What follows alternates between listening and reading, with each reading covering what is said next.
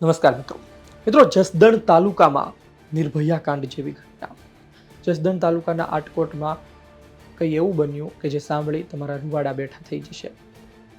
એક 7 વર્ષની બાળકી સાથે દુષ્કર્મ જેવી ઘટના બની છે. તેના પ્રાઇવેટ પાર્ટમાં સળિયો ઘૂસેડવામાં આવ્યો છે અને આ કોઈ અન્ય નહીં પરંતુ તેની આજુબાજુના વિસ્તારમાં ખેતમજૂરી કરતો એક ભાગ્યો, જેને આપણે શ્રમિક પરિવાર કહી શકીએ, તેમાંનો જ એક વ્યક્તિ હતો. વિસ્તારથી વાત કરું એ જાણીએ કે કઈ રીતે પકડાયો.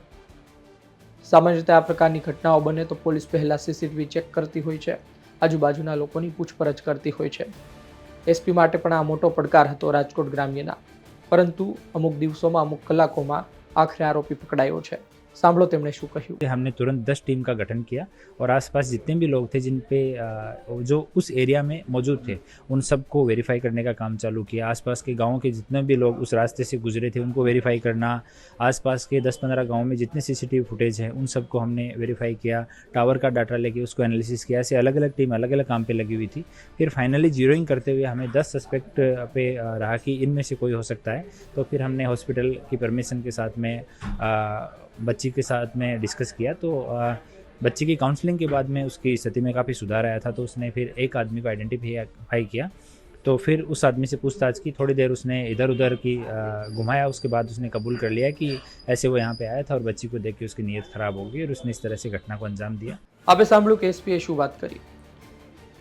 આ પ્રકારના કેસમાં પોલીસ સૌપ્રથમ સીસીટીવી ચેક કરતી હોય છે, શકમંદ લોકોની પૂછપરછ કરતી હોય છે. એ જ પ્રકારે આ કેસમાં પણ આગળ વધ્યા. એક સારી બાબત છે કે ઝડપથી આરોપી પકડાઈ ચૂક્યો છે. પોલીસ પર પણ જવાબદારી હોય છે, ખૂબ મોટી જવાબદારી હોય છે કે આ કેસને લઈ કેટલી માહિતી લોકો સુધી ના પહોંચે જ્યાં સુધી આરોપી ના પકડાય. અને જે બાળકી છે, જે પીડિત છે, તેની ઓળખાણ તો છેલ્લે સુધી લોકો સુધી ના પહોંચે. બીજી વાત એ છે કે એ બાળકી સ્વસ્થ થાય, તબિયતમાં સુધારો આવે ત્યારબાદ પુષ્ટિ કરવાની હોય છે કે આ જ વ્યક્તિ હતા કે નહીં. એ પણ અતિ મહત્વનું હોય છે. તો એ પણ પુષ્ટિ કરવામાં આવી છે. શકમંદોમાંથી અલગ તરવાયેલ વ્યક્તિઓને રજૂ કરવામાં આવ્યા. તેમાંથી જે આરોપી હતો, જેણે આ પ્રકારનું કૃત્ય કર્યું છે, તેને પકડી પાડવામાં આવ્યો છે. ઘણા પુરાવા મળી આવ્યા છે. ફોરેન્સિક પુરાવા FSL માટે મોકલવામાં આવ્યા છે. આવનાર દિવસમાં ચાર્જશીટ ફાઇલ કરવામાં આવશે, રિમાન્ડ માંગવામાં આવશે. 7 દિવસના રિમાન્ડ માંગી શકે છે. જે આરોપી છે એ મધ્યપ્રદેશનો છે. એ પણ ત્યાં ભાગ્યા તરીકે કામ કરવા આવ્યો હતો. શ્રમિક પરિવારમાંથી તે પણ છે. તેમને પણ 3 દીકરી છે અને પોતે લગ્ન થયેલા છે. આમ છતાં પણ તેમણે આવું શું કામ કર્યું, શા માટે કર્યું, એવો સવાલ આપણને સ્વાભાવિક થાય.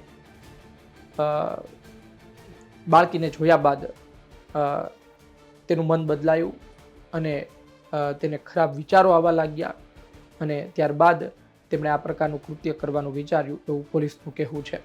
અન્ય કોઈ દુશ્મની હોય અથવા તો કોઈ બદલાની ભાવનામાં આવું કર્યું હોય અથવા તો અન્ય કોઈ કારણ હોય તેવું હજુ સુધી સામે નથી આવ્યું. ઘણા લોકો તે પ્રકારના હોય છે કે આપણી આજુબાજુ ફરતા હોય, આપણી વચ્ચે રહેતા હોય, પરંતુ નજર ખૂબ ખરાબ હોય. આ કેસમાં પણ કદાચ તેવું જ જોવા મળી રહ્યું છે. આપનું શું કહેવું છે કોમેન્ટ બોક્સમાં જરૂરથી લખજો. આ વિડીયો માહિતી પસંદ આવી લાઈક કરજો, શેર કરજો. ધન્યવાદ.